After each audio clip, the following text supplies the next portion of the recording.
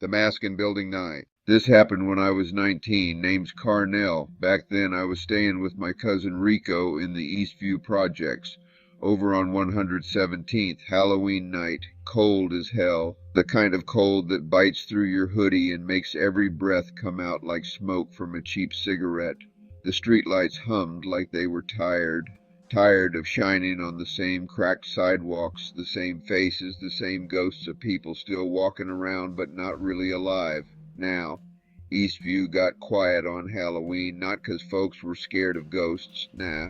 It was the real ones you had to watch for, the ones who used masks for more than just candy. Rico and I had plans, just some small-time hustle stuff. We told his little sister we'd collect candy for her, but truth was, we were just out killing time. You know, that restless kind of night when the city feels like it's holding its breath.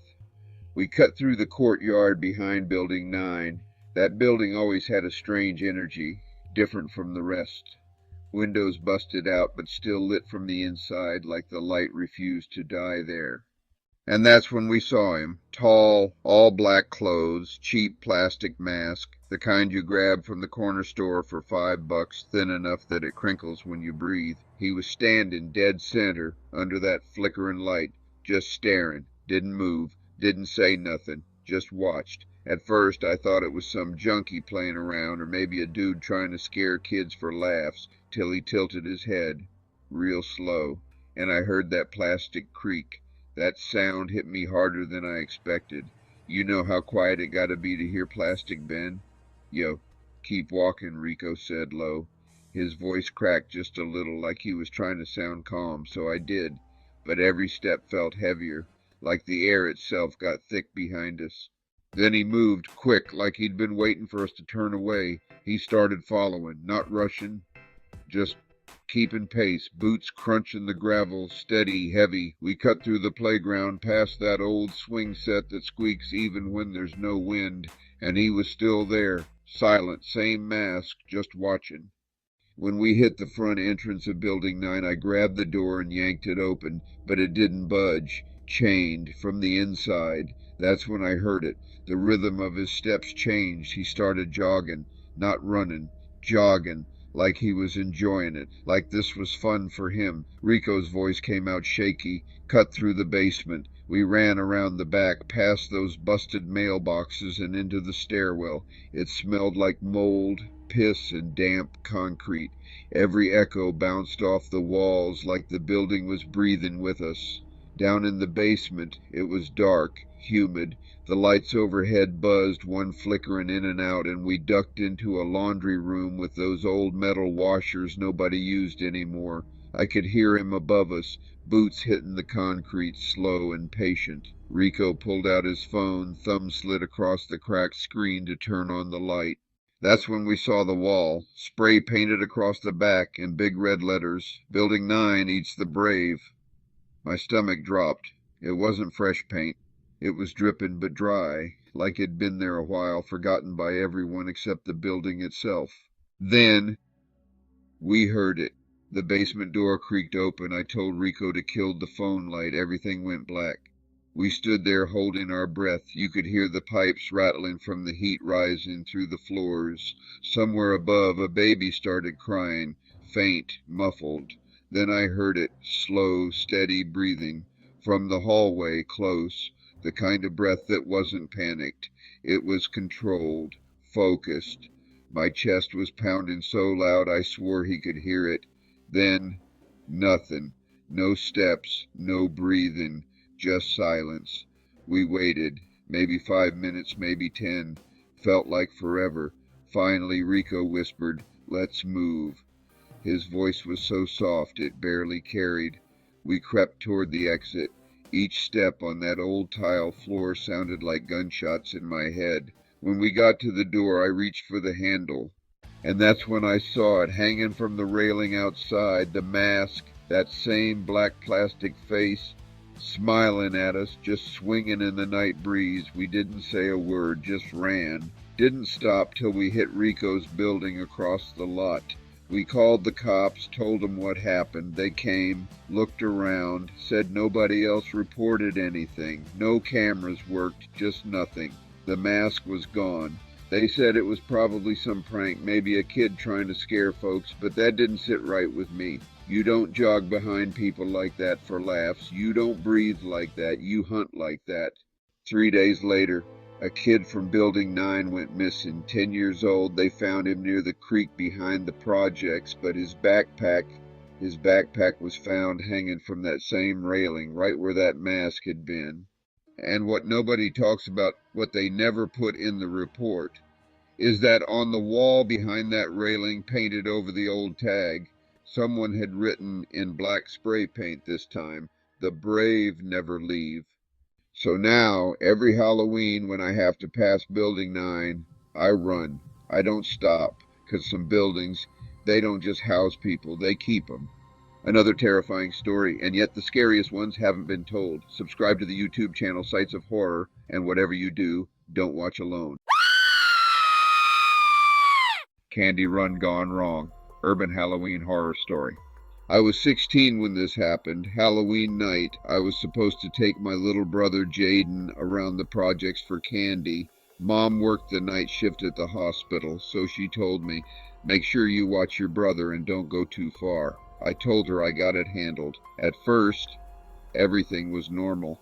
Kids running around in cheap costumes, plastic masks halfway broken, capes dragging in the dirt. Older teens lighting firecrackers and tossing smoke bombs down hallways just to watch people jump.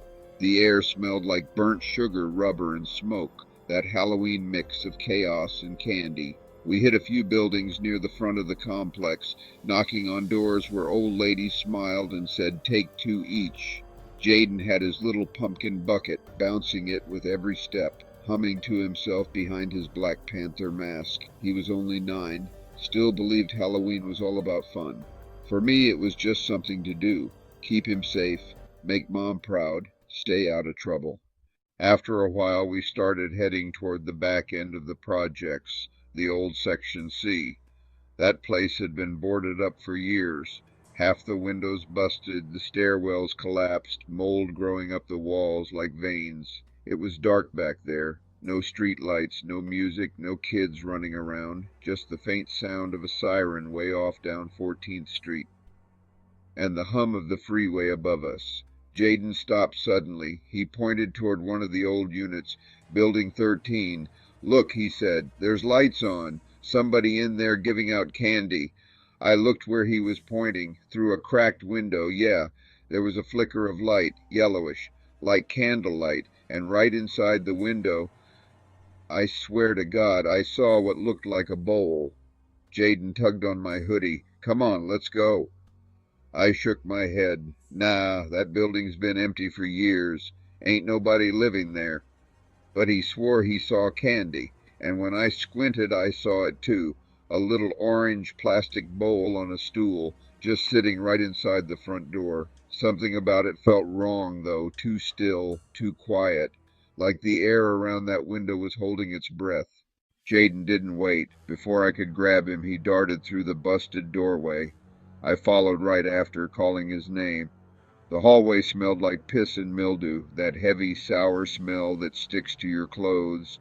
Walls tagged up with graffiti, RIP names, gang signs, and messages like "You next," the kind of scribbles you see in places people forget about. The apartment door was open when I peeked into the living room. Just inside the door, there it was, that same orange bowl full of candy, Reese's, Twix, Snickers, all lined up untouched, like bait. I whispered, "Yo, grab a couple and let's bounce." Jaden reached in. That's when I heard it. Footsteps, upstairs, heavy ones, slow, deliberate. I froze. Jaden stopped mid-grab, candy wrapper halfway out the bowl. Then a man's voice came from upstairs, deep, calm, almost polite. "Leave it." We both looked up at the ceiling. Then another voice, higher, sharper. "You got the wrong night to be creeping through here." My heart started pounding. I grabbed Jaden by his shoulder. "Come on, we out." We moved fast toward the door, but before we reached it, slam, the front door shut, hard. It wasn't the wind, it was deliberate. Out the corner of my eye, I caught movement. two shadows coming towards us. The first man wore a bright orange construction vest, face covered by a black mask. The second one came from the other side, dragging something along the floor. Scrape, scrape, a large crowbar. Jaden started shaking, whispering, "Zuri, what they want?" I whispered back, "Don't talk, move when I say move." The man in the vest tilted his head. "You kids don't listen. We said leave it." The other one smiled. I could see teeth glinting under the candlelight. "People always come in here looking for free stuff, always thinking this place empty." That's when I realized they'd been waiting. Not for us, maybe, but for somebody. Jaden started to cry, soft little sniffles that echoed way too loud in that small room. The man with the crowbar took a step forward. "Quiet that kid up," he said. "You don't want him scared when we—" I didn't let him finish. I pushed Jaden toward the window. "Go, now."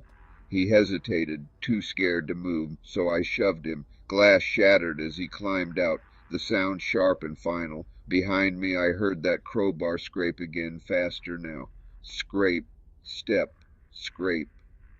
I didn't look back. I dived through the window right after Jaden. Glass tore through my arm, burning hot as blood ran down my sleeve. We landed in the dirt behind the building hard. Jaden hit his knee and yelped, but I grabbed his hand and pulled him up. "Run!" I yelled. We sprinted, past the courtyard, past the broken swings and the graffiti-covered benches. Didn't stop until we saw the glow of porch lights and the sound of other kids again. We told Mom what happened. She called the cops. They came out that night, flashing lights cutting through the dark like knives. They searched Building 13 from top to bottom. Found nothing. No men, no lights, not even the bowl.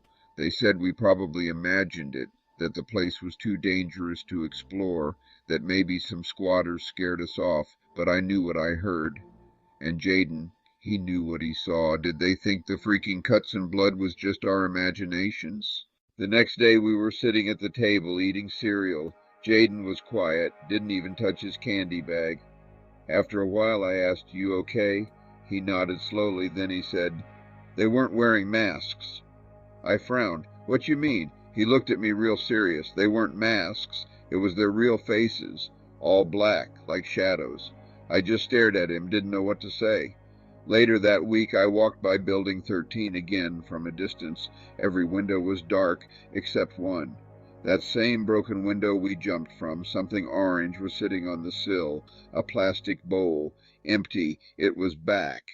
Sometimes I think about those voices, how calm they sounded, how sure they were that we didn't belong there. Maybe they were protecting something. Maybe they were just evil. Either way, I still can't walk past the back of the projects without feeling eyes on me, and every Halloween I make sure Jaden stays home, because some candy ain't meant for kids. This story gave me chills. What about you? Drop your thoughts in the comments, and if you love true horror, please hit that subscribe button. New nightmares drop every week on Sites of Horror. Don't Answer the Knock, a Halloween Project horror story. It was Halloween night, and I remember it clear as day because it was supposed to be a chill evening, the kind of night where you expect nothing but a few knocks at the door, some laughter in the hallway, and maybe a scary movie or two to pass the time. I was 24, staying in my auntie's unit over in the Carter Projects. She'd gone to church for one of those late-night services they hold for the elders. Left me at the house to hand out candy to the neighborhood kids. The apartment felt safe, familiar, and I figured the night would be easy. Just me, a bowl of candy, and the TV. Auntie loved Halloween. Said it reminded her of when the block used to actually feel like family, before folks started moving out, getting locked up, or disappearing. She'd always decorate the hallway with old paper ghosts and faded pumpkins, trying to keep the spirit alive, even as the neighborhood changed around us. It was about 9:30 when things started slowing down. Most of the kids were gone. The streets outside were thinning out. The laughter and footsteps faded, replaced by a kind of heavy silence that settles in late at night in the projects. You could hear the faint sound of sirens somewhere across the avenue, a group of teens yelling by the basketball court, and the elevator in our building clanking like always. Those sounds were the background music of the Carter projects, constant, familiar, and a little bit haunting. I was halfway through a horror movie, Candyman, the old one, when my eyes started to get heavy. The flicker of the TV mixed with the shadows in the room, and for a moment everything felt still, like the whole building was holding its breath, waiting for something to happen. That's when I heard it. A knock. Soft, 3 taps.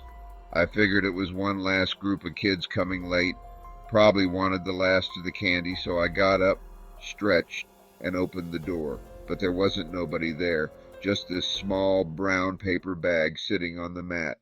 At first I almost laughed, thought somebody was pulling one of those ding-dong ditch pranks. I picked up the bag, and it was light, didn't rattle like candy, didn't smell sweet either. Then it hit me, this decaying-like smell, pungent and foul. Not candy, nothing nice. I opened it, real slow, and inside was this dead rat, clean cut, like someone sliced it perfect with a blade. I dropped that thing so fast it hit the floor and rolled, slammed the door shut, locked the chain, locked the bottom bolt.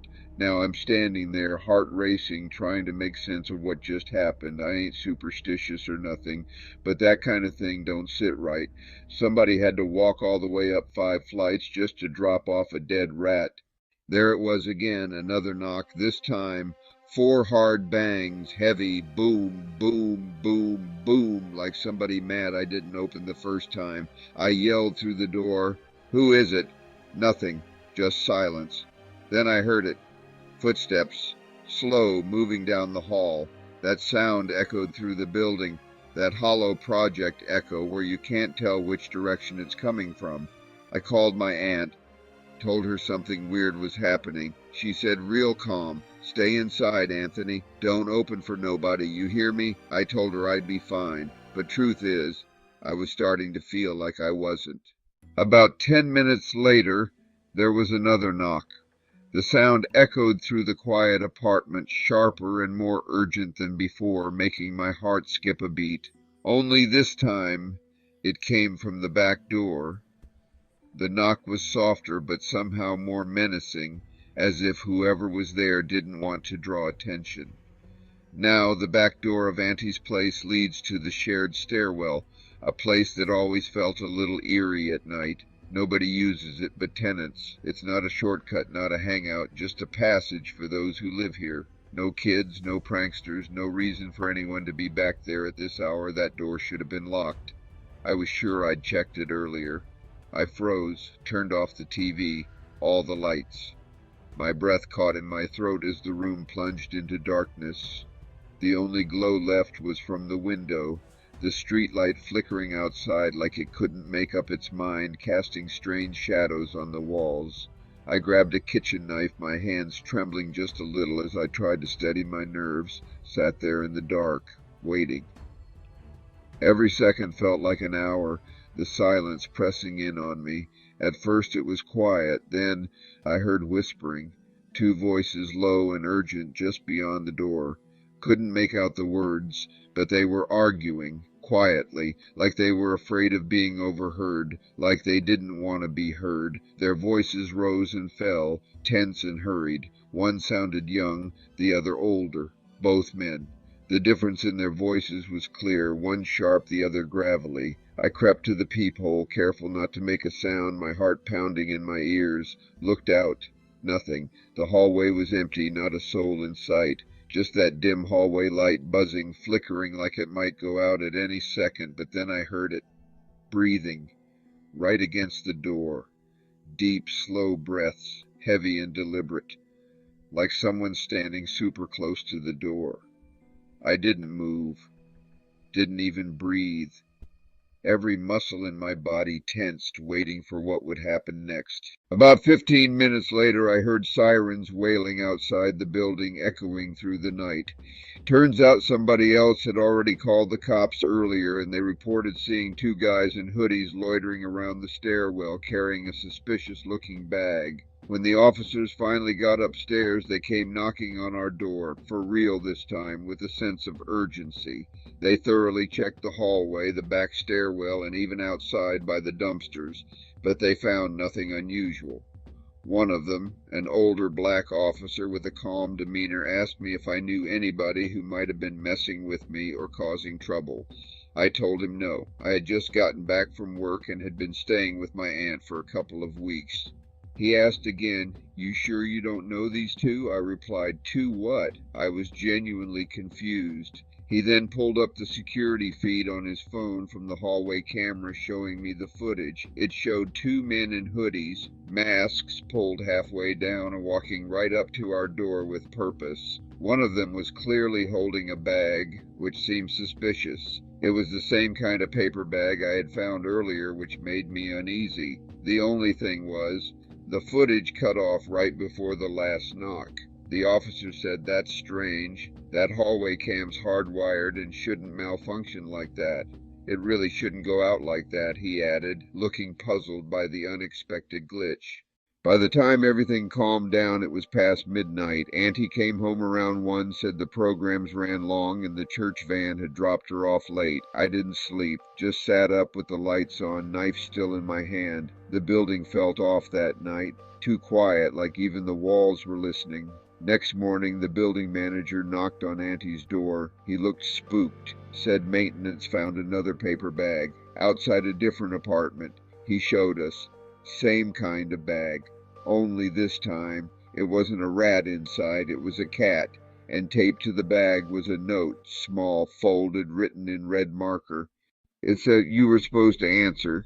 After that, Auntie had the locks changed. We got new chains, cameras, motion lights, the whole setup. But sometimes at night, I still think about that whispering. How those voices sounded like they weren't there to prank nobody. They were waiting for something or somebody. Couple weeks later, the building manager said those two guys never showed up again. Cameras never caught them. But every Halloween since then, somebody still knocks. Real soft. 3 taps, and every time I don't move, don't breathe, don't answer, because maybe that's what they're waiting for, me to answer. This happened in the Carter Project's Halloween night, and I still don't know who they were or what would have happened if I did open that door. But one thing's for sure, when you hear that knock late at night and it don't sound right, don't answer. Just don't. If this story hit too close to home, you already know what to do. Hit that like button, drop your thoughts below, and subscribe to the very best YouTube urban horror channel, Sites of Horror, because out here the streets remember, do you?